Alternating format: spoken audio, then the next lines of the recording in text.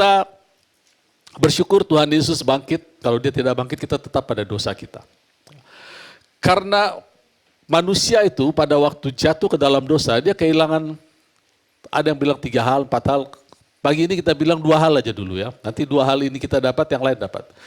Yang pertama, kita kehilangan gubernur dari, ini kan dunia ini adalah koloni dari kerajaan surga, betul ya? Koloni. Nah, negara yang dikolonialisme, dikolonian itu prinsipnya begini. Setiap negara yang mengkoloni negara lain, dia tidak memerintah langsung, dia harus kirim gubernur ke situ. Jadi tidak ada perintah langsung rajanya datang. Jadi koloni itu diperintah oleh seorang utusan dari surga, gubernur di situ. Nah, dalam hal ini ya yang diutus adalah Roh Kudus sendiri. Pada saat dunia diciptakan, Adam dan Hawa. Gubernurnya adalah Tuhan Allah sendiri. Lalu mereka bergaul tiap hari ngobrol gitu ya. Dan tempat di mana mereka bergaul disebut Eden. Eden itu adalah tempat kesukaan. Jadi menurut saya Eden itu bukan tempat yang mistis. Bukan. Tempat di mana ada pergaulan antara Allah dan manusia. Makanya arti kata Eden itu adalah pleasure, kesukaan Allah. Nah, ini dikonfirmasi di kitab Yesaya, Tuhan akan membuat hari-hari kita, kehidupan kita, seperti di Taman Eden lagi. Kalau usah kita buka ayatnya, di Yesaya ada. Jadi artinya setiap ada anak Tuhan yang bergaul erat dengan Tuhan, maka kemanapun dia jalan, itu Eden. Rumah tangganya Eden, tempat pekerjaannya juga Eden, Taman Eden. Nah, Taman Eden itu dicari sampai sekarang nggak akan ketemu, saudara. Karena memang hubungan seperti Allah dan Adam sudah nggak ada lagi. Yang ada sekarang lebih dahsyat lagi, jadi Edennya lebih luas. Gitu ya. Yang kita kedua kehilangan teritorial, Taman Eden. Yang pertama gubernurnya, lalu teritorialnya. Nah, karena begitu besar kasih Allah akan dunia ini, maka diberikanlah anaknya yang tunggal, supaya kita tidak binasa. Lalu karena begitu besar kasih anak akan dunia, akan kita, umatnya, maka diberikanlah Roh Kudus kepada kita. Tinggal di dalam kita. Dan karena begitu besar kasih Roh Kudus kepada kita, maka diberikanlah teritorial yang disebut kingdom. Ya, dapat urut-urutannya ya. Jadi Allah mengasihi kita, mengasihi dunia, diberikanlah anaknya. Tapi tidak semua orang menerima anak. Nah, barang siapa yang menerima anak diberi kuasa. Nah, karena begitu besar kasih anak akan kita, kita diberikan Roh Kudus tinggal dalam kita. Dan karena begitu besar kasih Roh Kudus kepada kita, kita diberikan king domain atau teritorial untuk kita memerintah. Kita memerintah atas sakit penyakit, atas kehidupan kita, atas segala aspek kehidupan kita. Hanya bisa dilakukan bersama Roh Kudus. Dari mana itu kita mulai? Dari sejak anak-anak kita harus belajar tentang firman Tuhan. Ya. Itu sebabnya bangsa Israel mengajar anak-anaknya sejak usia dini, 4-5 tahun sudah baca hukum Taurat. Ya, mereka bisa mengerti, bahkan sebetulnya dari bayi mereka sudah bisa tangkap suasana yang dibawa oleh orang tuanya. Makanya hukum Taurat bilang, ajarkan pada waktu kamu duduk, kamu berdiri, pada waktu jalan, kepada anak-anak. Itu manfaatnya banyak. Nah, oleh manusia dirubah menjadi sesuatu yang baik juga, seperti misalnya mesbah keluarga gitu ya. Tapi mesbah keluarga tidak pernah lebih baik daripada apa yang Tuhan Yesus berikan. Tuhan Allah katakan kepada bangsa Israel, ajarkan mereka di sepanjang waktu. Sekarang kita akan buka Yesaya pasal 59 ayat 1 sampai 2 saja, 1 dan 2. Sesungguhnya tangan Tuhan tidak kurang panjang untuk menyelamatkan dan pendengarannya tidak kurang tajam untuk mendengar. Tetapi yang merupakan pemisah antara kamu dan Allahmu ialah segala kejahatanmu, dan yang membuat dia menyembunyikan diri terhadap kamu sehingga ia tidak mendengar ialah segala dosamu. Saudara, kalimat ini saja kalau kita renungkan, ini sudah menjadikan kita manusia yang hopeless. Jadi rupanya dosa dan pelanggaran itu menghalangi telinga Tuhan dan tangan Tuhan. Nah, sekarang Tuhan tuh punya pikiran begini. Manusia adalah produsen dosa. Gitu ya. Manusia produsen dosa. Allah adalah sumber jawaban bagi manusia. Ini kan jadi hopeless. Kenapa manusia antara Allah dan manusia ada dosa? Lalu Tuhan bilang, katakan ini dosa ya. Manusia di situ. Nah, Tuhan menasihati melalui hamba-hambanya, melalui kita semua. Di 205 ayat 17 dibilang bahwa Allah memberitakan pendamaian melalui kami hamba-hambanya. Lalu Tuhan katakan begini, aku akan pindahkan dosa ini supaya kita tidak ada lagi halangan. Simpel ya. Nanti kita bahas bagaimana dia memindahkan dosa. Lalu manusia sebelah sana, gak bisa Tuhan, bagaimanapun kita akan berdosa, dibalikin lagi. Kami kan seumur hidup gak ada manusia yang tidak berdosa Tuhan. Memang dia tidak langsung jawab kepada Tuhan, tapi kepada hamba-hambanya, kepada kita semua. Sering kita dipertanyakan seperti itu kan. Gak bisa Tuhan, mana ada sih manusia berdosa? Tapi gak ada jalan lain anakku.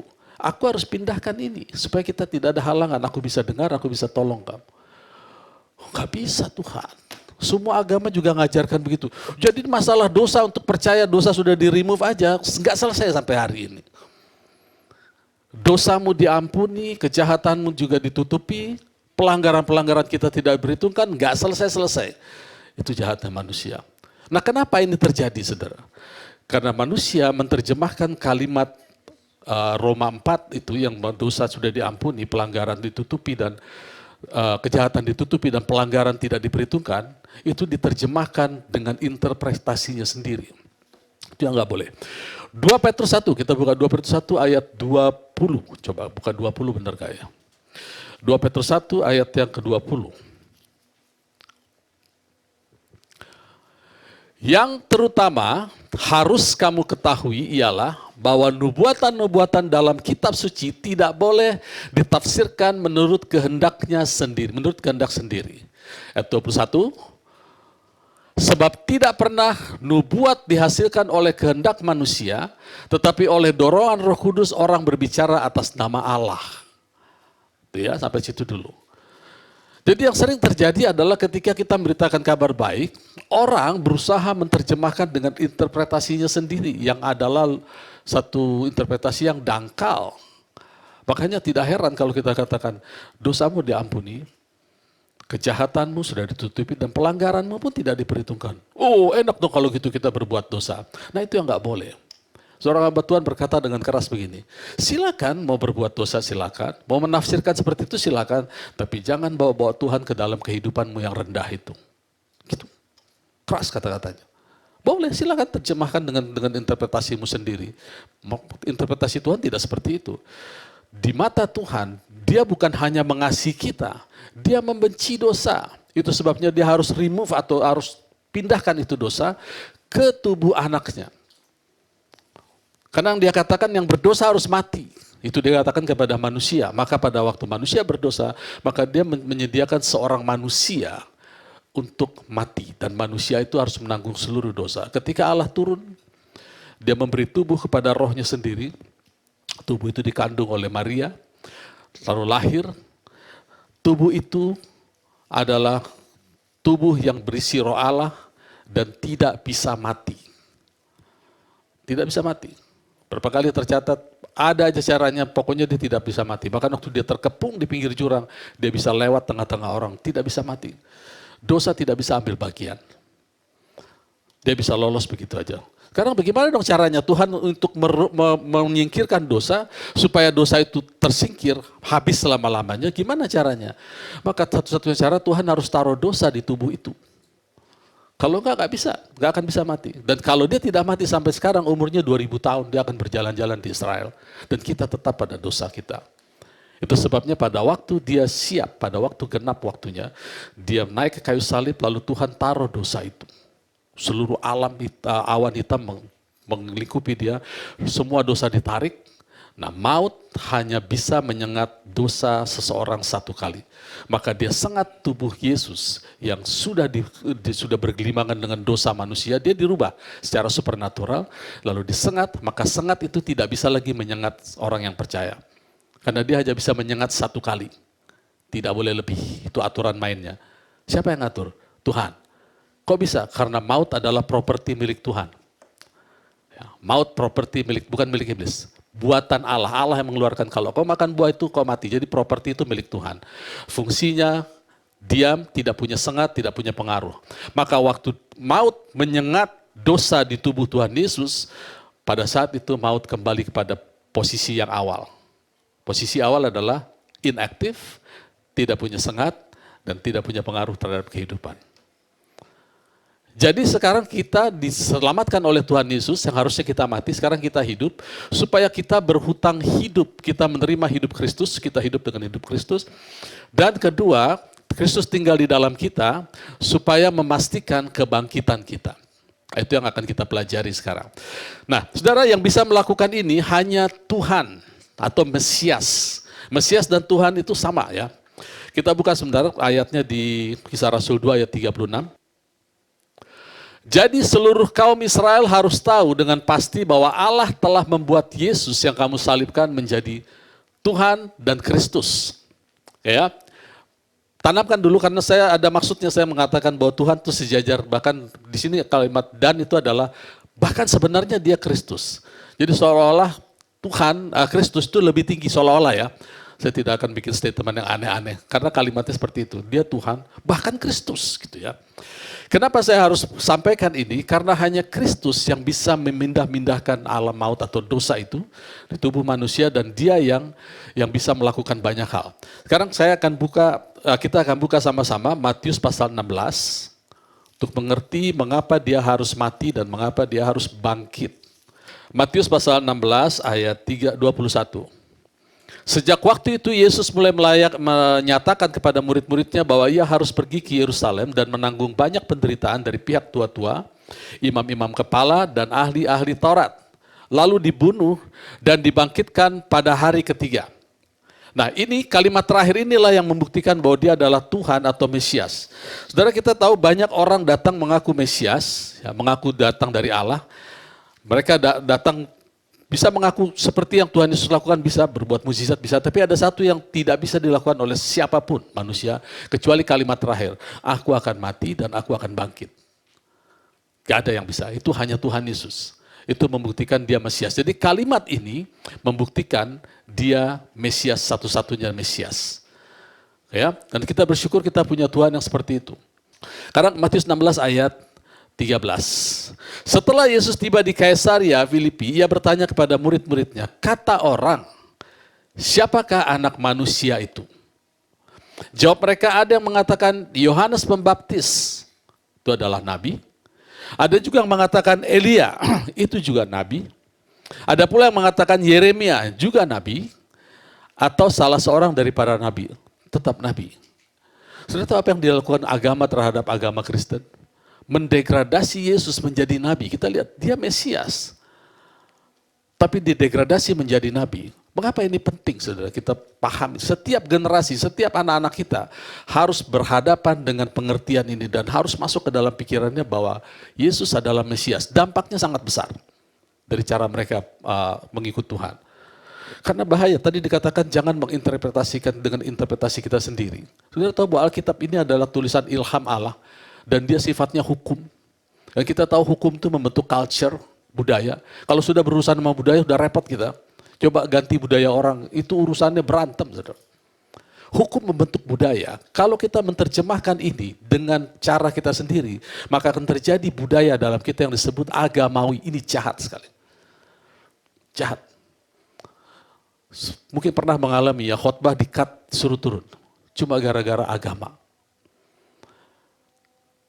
Hukum menjadi budaya bisa dipahami ya. Misalnya di Singapura itu ada hukum yang mengatakan kalau buang sampah sembarangan akan dipenjara. Meludah sembarangan dipenjara. Nah budaya orang Singapura itu bersih. Budayanya secara umum, yang jorok banyak juga saudara. Tapi secara umum bersih. Jadi hukum yang diterapkan di sana membuat mereka berbudaya seperti budaya hukum.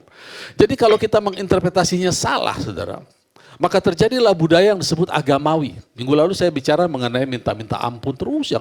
Konsius kita tentang dosa itu budaya. Dan kalau kita khotbahkan gak usah terlalu sering minta ampun.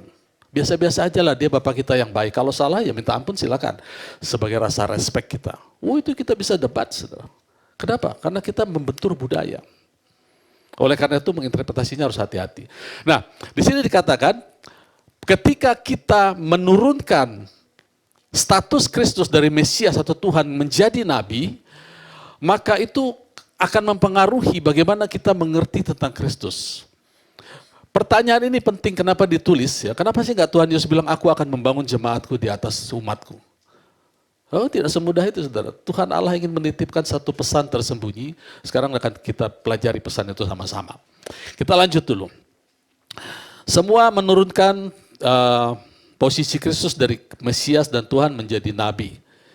Kemudian ayat 15, lalu Yesus bertanya kepada mereka, tetapi apa katamu, siapakah aku ini? Jadi skenario-nya begini, pertama Tuhan bertanya kepada murid-murid itu kan ada ring 1, ada ring 2. Ada ring 3, ring 1 12 orang, ring 2 70 orang, ring 3 120, katanya begitu. Ya. Jadi kemungkinan dia ngomong kepada 120 tambah 70 tambah 12 orang, banyak.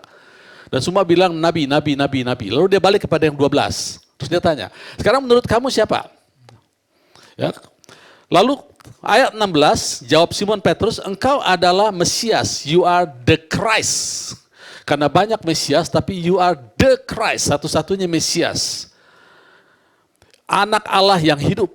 Kata Yesus kepadanya, berbahagialah engkau Simon bin Yunus, sebab bukan manusia yang menyatakan itu kepadamu, melainkan Bapakku yang di surga. Jadi murid-muridnya yang 12 pun tidak paham. Sehingga Bapak harus menyatakan. Bapak saudara bisa mengerti alur cerita ini, bahwa ternyata semua murid-muridnya, baik yang ring 1, 12 orang, 70 dan 120, tidak ada yang paham bahwa dia Mesias, padahal itu penting. Sampai akhirnya Bapak harus turun tangan, kasih mulut Petrus bicara, engkau adalah Mesias, anak Allah yang hidup. Mengapa ini penting?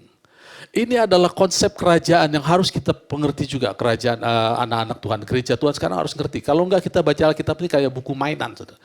Gak jelas gitu ya. Saudara, bedanya kerajaan sama demokrasi begini. Di negara demokrasi, kita tahu dua hal yang besar, demokrasi sama kerajaan. Demokrasi itu diciptakan, dikonsep oleh orang Yunani. Nah, di negara demokrasi, itu rakyat memilih raja, lalu raja memilih kabinet, lalu kabinet menasehati raja, begitu ya ceritanya. Rakyat juga bisa menegur rajanya atau presidennya. Itu bisa mengkoreksi, bisa menasehati. Kalau di kerajaan lain, saudara, raja memilih rakyat. Dia datang, dia menguasai satu teritori, dipilih ini rakyatku. Kalau mau, kalau nggak mau keluar, begitu kan? Lalu dari rakyat ini, raja memilih orang-orang tertentu disebut kabinetnya lah gitu ya. Dan kabinet ini bukan menasihati raja, raja menasihati kabinet supaya pikirannya dipakai kepada seluruh rakyat. Makanya pada pengertian Tuhan dan Mesias ini harus clear betul-betul, saudara. Tuhan Yesus bisa katakan gini, hukum Taurat berkata begini, tapi aku katakan begini. Dia punya hak itu, karena dia adalah raja. Hukum Taurat bilang begini, tapi aku berkata, itu dia. Dan kita nggak boleh menasihati raja. Culture-nya, budayanya di dalam kerajaan adalah rakyat tunduk kepada raja. Dan kabinet yang dibentuk adalah harus memberitakan pikiran raja kepada rakyatnya. Dan ajaibnya di kerajaan Allah, semua kita jadi kabinet. Yang disebut eklesia. Jadi eklesia itu bukan gereja sebetulnya. Eklesia itu adalah istilah yang dipakai oleh kerajaan Yunani pada saat itu untuk mengumpulkan orang-orangnya supaya pikiran kaisar dimasukkan ke mereka dan itu diterapkan kepada seluruh rakyat. Dan termasuk negara kolonial yaitu bangsa Israel. Jadi konsepnya seperti itu. Dan Yesus datang sebagai raja, bukan sebagai nabi. Selama nabi, ada ada penginjil, ada hamba-hamba Tuhan, tidak ada raja di bumi yang terganggu perasaannya. Tidak ada. Tapi sekali seorang raja turun, waktu Yesus datang, yang terganggu perasaannya siapa? Herodes. Ada raja lain. Gitu kan? Selama ini dia tahu ada imam besar, nggak masalah. Beda kasta. Tapi waktu raja turun, di mana itu orang itu? Saya ingin datang, padahal dia ingin bunuh. Jadi konsep ini kita mesti mengerti, karena nantinya kita akan menjadi raja imamat yang rajani. Ini penting sekali, saudara. Dan Allah ingin mengembalikan posisi dominasi itu kepada mulut kita. Jadi kita semua adalah kabinet. Kita lanjut dulu ya. Ayat 18. Dan aku pun berkata kepadamu, engkau adalah Petrus, dan di atas batu karang ini aku akan mendirikan jemaatku dan alam maut tidak akan menguasainya. Stop dulu. Kalimat engkau adalah Petrus, namanya yang aslinya adalah Simon. Itu artinya bulu yang digoyang-goyang angin ya. yang tidak pasti pendiriannya. Tapi begitu ada pengakuan mengenai Mesias, engkau adalah Petrus, itu udah benar gitu ya, Petrus. Arti kata Petrus itu adalah batu kecil. Lalu di sini dikatakan, dan di atas batu karang, jadi ada dua batu di sini yang disebut. Nah ini orang bilang, engkau adalah Petrus, ya. Jadi Bapak Gereja itu adalah Petrus. Sebenarnya kalimatnya nggak begitu. Engkau adalah batu kecil, dan di atas batu karang ini apa sih? Kristus yang disebutkan oleh Petrus itu. Saya mau buktikan batu karang ini Kristus ya. Kita buka 1 Korintus 10 ayat 4. Sebentar aja kita buka, nanti kita balik lagi. 1 Korintus 10 ayat 4. Dan mereka semua minum minuman rohani yang sama sebab mereka minum dari batu karang rohani yang mengikuti mereka, dan batu karang itu adalah Kristus. Ya. Jadi batu karang yang dimaksud Kristus. Jadi mengapa Tuhan Yesus katakan, engkau adalah batu kecil, tapi di atas pengakuanmu tentang Mesias, batu karang ini, itu aku akan membangun jemaatku. Jadi bukan berarti Petrus adalah Bapak Gereja. Saudara bayangkan nggak? Betapa pengertian Bapak Gereja itu sudah merasuk kepada umat Kristen. Siapa sih Bapak Gereja? Oh kepalanya aja Kristus Tuhan, terus Bapaknya siapa? Disebutlah nama-nama manusia. Tapi kalaupun ada istilah Bapak Gereja, kita pahami aja untuk personal kita, bahwa itu maksudnya kita untuk menghormati hamba-hamba Tuhan yang berbuat banyak di dalam tubuh Kristus. Udah sampai di situ aja, tapi kita harus tahu betul, gak ada Bapak Gereja, kepalanya aja Kristus Tuhan. Terus Bapaknya siapa gitu kan? Ya. Ini hanya pengetahuan dan jangan dijadikan bahan debat, saudara. Sekali lagi kalau pengetahuan dijadikan debat itu nggak akan selesai-selesai. Tapi untuk demi keselamatan conscience kita, pahami bahwa Dia satu-satunya Mesias, Tuhan dan Raja kita, tidak ada pengantara antara Dia dan kita. Ya, bahkan dosa sudah disingkirkan, jangan dibawa-bawa lagi ke tengah-tengah. Masih banyak orang-orang yang bawa-bawa dosa ke tengah-tengah. Selalu ada argumennya, Pak, kita kan manusia berdosa, sudah tahu, gitu ya. Itu sebabnya Tuhan singkirkan, supaya telinganya bisa mendengar dan tangannya siap. Dan satu lagi yang penting, dosa tidak punya bagian. Tuhan Yesus katakan begini kepada murid-muridnya, nanti ya, aku mau bicara banyak sekali, tapi kamu belum bisa dengar sekarang.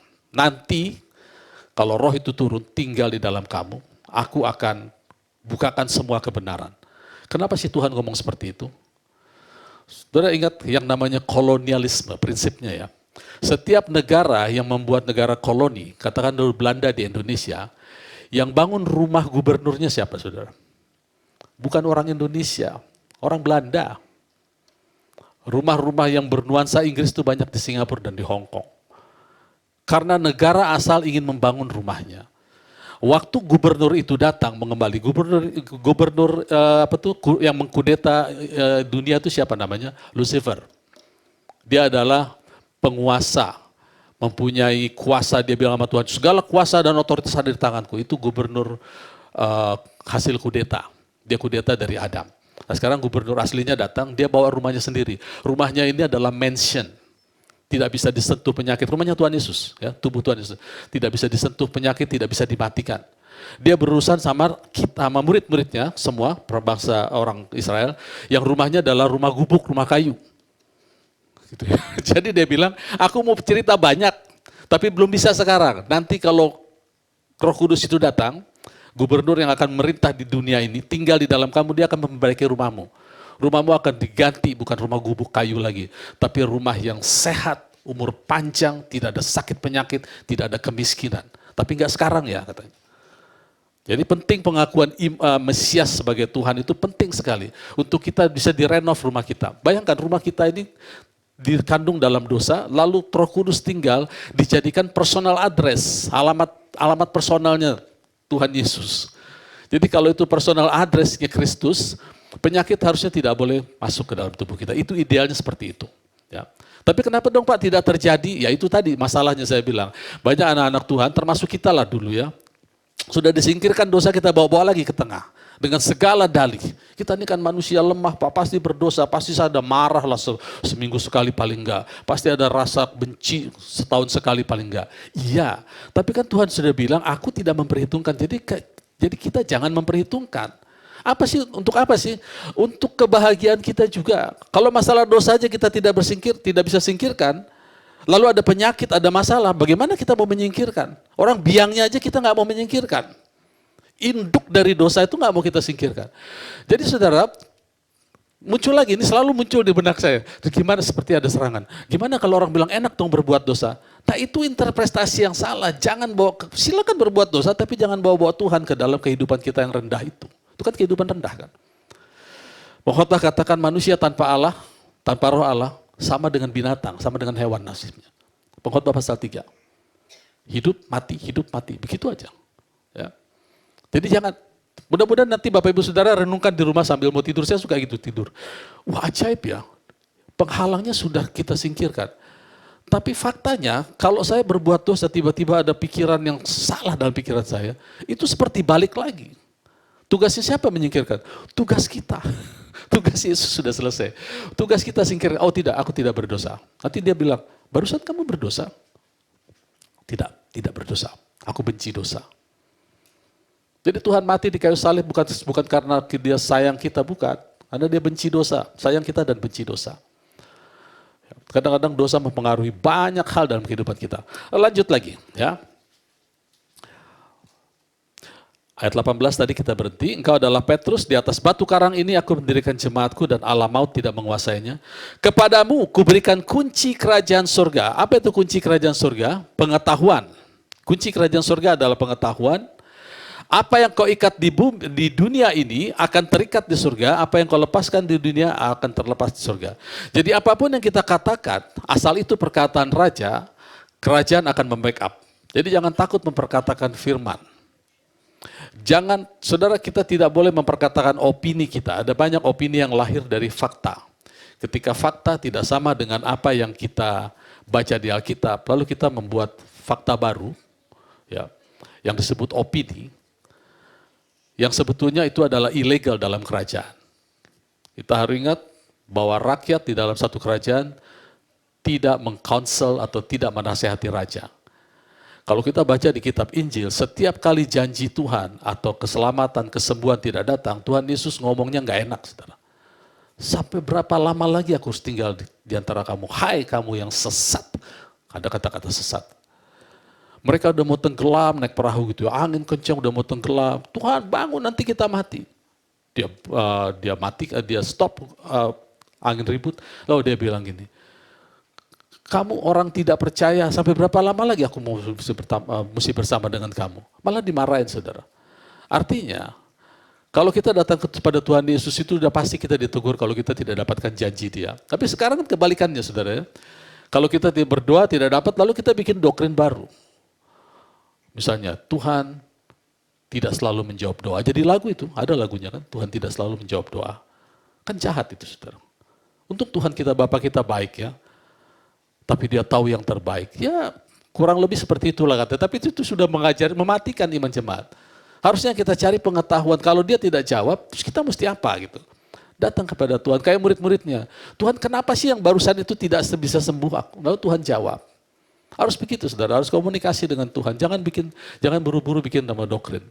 Yang bahayanya saudara, kalau yang bikin doktrin baru itu adalah pemimpin-pemimpin seperti kami di sini, para pengurus. Dia bikin doktrin, karena punya pengalaman tidak sama yang kita baca di Alkitab sama keadaan diri saya tidak sama. Lalu saya bilang, ya Tuhan memang begitu. Kadang-kadang dia memberikan ujian. Padahal udah jelas Tuhan tidak pernah mencobai. Lalu nanti ada jemaat-jemaat yang mengalami hal yang sama. Lalu amin. Wah itu khotbahnya saya diberkati sekali. Berkat dari mana saudara? Orang itu sudah merubah doktrin. Kan sering terjadi seperti itu kan. Saudara, Tuhan tidak selalu menjawab doa. Kalaupun dijawab ada 3. Ya, tidak, dan tunggu. Amin. Wah saya diberkati. Itu sudah kesalahan yang terjadi secara TSM, saudara, terstruktur, sistematis, dan secara masif. Nempel. Ketika itu masuk ke dalam pikiran kita, maka itu membentuk apa yang disebut dengan budaya. Dan budaya itu disebut agamawi. Itu yang bahaya. Dan agamawi selalu menampar kerajaan. Coba kita renungkan saudara. Tuhan Yesus waktu ditangkap, yang nangkap siapa saudara? Dia seorang raja datang ke dunia yang menangkap, dalam pikiran saya prajuritnya Romawi. Ternyata bukan. Prajurit suruhan imam besar dan orang-orang Farisi. Sudah salah kan? Berarti agamawi menangkap dia. Dibawa kemana dia? Dibawa ke rumah Kayafas. Disitulah muncul Sanhedrin, orang-orang agamawi. Tempat pengadilannya sudah salah. Itu makanya dia diam, karena bukan levelnya. Bahkan waktu dia di Yohanes dikatakan, waktu dia mengucapkan satu kata, maka ada seorang yang dekat dia menampar pipinya. Itu jahatnya agamawi. Jadi jangan heran Bapak Saudara kalau ditampar oleh orang agamawi dengan kata-kata, itu biasa. Tapi setelah dia tidak jawab apa-apa, lalu Kayafas bilang, sekarang kita bawa ke Pilatus. Baru dia exciting. Oh Pilatus, ini lawan saya, karena raja ketemu raja. Sampai Pilatus keder. Apakah kamu seorang raja? Ya, kamu yang sudah mengatakannya. Kerajaanku bukan dari sini, kalau dari sini dia pengawalku udah datang akan menggempur tempat ini. Keder Pilatus. Sudah tahu kenapa Tuhan Yesus datang pada yang dibilang pada waktu 2000 tahun yang lalu. Karena pada saat itu, sebelum saat itu, kerajaan itu masih kerajaan Babel, masih bisa diatur oleh Allah. Ya, Raja Babel itu Nebukadnezar masih bisa diatur. Tapi begitu udah muncul raja-raja di bawah yang sudah tidak bisa lagi, sudah mengkolonikan koloni, termasuk bangsanya dijadikan koloni, disitulah Mesias datang. Dia rombak semua itu. Dari batu kecil, kalau kita waktu itu saya presentasikan dalam bentuk patung, dari batu kecil, kena ke bagian dengkulnya, lalu makin membesar, dan akhirnya tidak terbendung kuasanya. Oke ya, lanjut lagi. Kepadamu akan kuberikan kunci kerajaan surga. Kunci kerajaan surga adalah pengetahuan. Kita buka sebentar Lukas 11 ayat 52. Pengetahuan tentang kehidupan pertama-tama diberikan kepada orang Farisi, tapi orang Farisi tidak bisa mempergunakannya, bahkan menutup-nutupinya. Maka Tuhan Yesus bilang begini, celakalah kamu hai ahli-ahli Taurat, sebab kamu telah mengambil kunci pengetahuan, kamu sendiri tidak masuk ke dalam, dan orang yang berusaha untuk masuk ke dalam, kamu halang-halangi. Ya, ini buat pengetahuannya, bahwa buat pengetahuan kita, bahwa yang dimaksud kunci itu tidak lain, tidak bukan adalah pengetahuan. Makanya Tuhan katakan, aku akan memberikan gembala yang bicara pengetahuan. Sekarang banyak gembala-gembala atau kami para hamba Tuhan yang beritanya sudah tidak pengetahuan tentang Kristus, tapi sudah kemana-mana. Kristusnya nggak ada. Kemudian lagi, kita lanjut lagi. Apa yang kau ikat ayat 19, Matius 16 ayat 19, apa yang kau ikat di dunia ini akan terikat di surga, apa yang kau lepaskan di dunia ini terlepas di surga. Itu soal apa yang kita katakan, kalau sesuai dengan firman akan di backup. Saya akan naik lagi ke atas, ayat 18. Aku akan mendirikan jemaatku dan alam maut tidak menguasainya. Nah ini dia. Kerajaan di mana kita sekarang berada di bawahnya, itu tidak dibatasi oleh alam maut. Alam maut di sini adalah kuburan.